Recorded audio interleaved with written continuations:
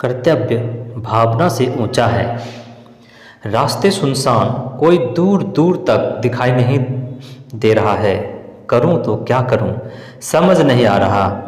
अभी यही सोच रहे थे डॉक्टर रमेश कि उसे एक साइकिल सवार दिखाई देता है। डॉक्टर रमेश अपने पूरे परिवार के साथ पिकनिक से लौट रहे थे कि अचानक उनकी गाड़ी बंद हो गई। अब इस जंगल में क्या करे, यही सोच रहा था डॉक्टर रमेश। तभी उनकी 4 साल की बेटी डॉली बोली, क्या हुआ पापा, क्या गाड़ी अब कभी स्टार्ट नहीं होंगे? हम लोगों को इसी जंगल में रहना पड़ेगा। तभी डॉक्टर रमेश ने कहा, नहीं बेटा, मैं अभी देखता हूँ।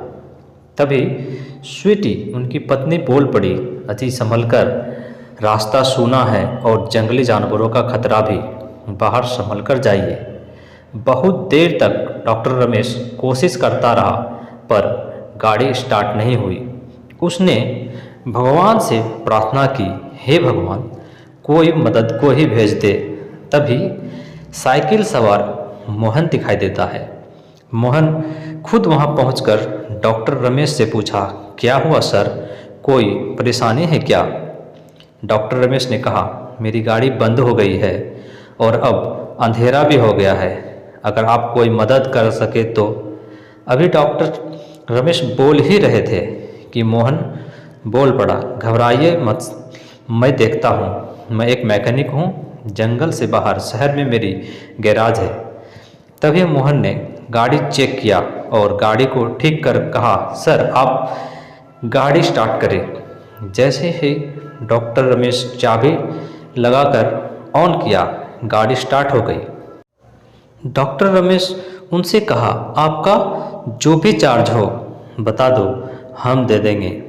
तभी मोहन ने कहा, मैं अपने हुनर का कीमत मुसीबत में फंसे इंसान से नहीं लेता, इसका हिसाब मेरे भगवान रखते हैं। इतना कहकर मोहन अपनी साइकिल ली और खटर खटर करते हुए वहाँ से चले गए।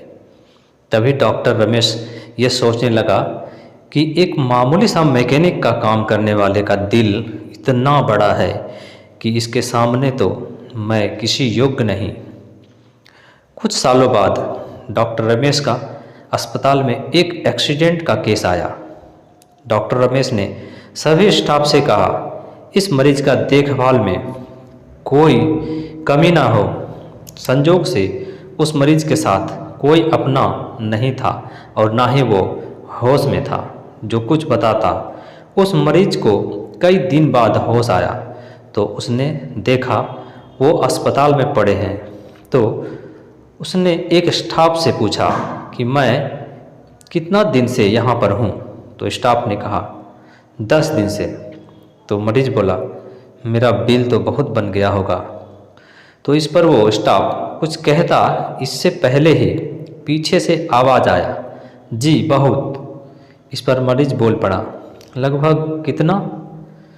तो वो आदमी कहा, यही कोई 1-1.5 लाख की। मगर आप परेशान ना हो, आपकी बिल माफ़ हो चुका है।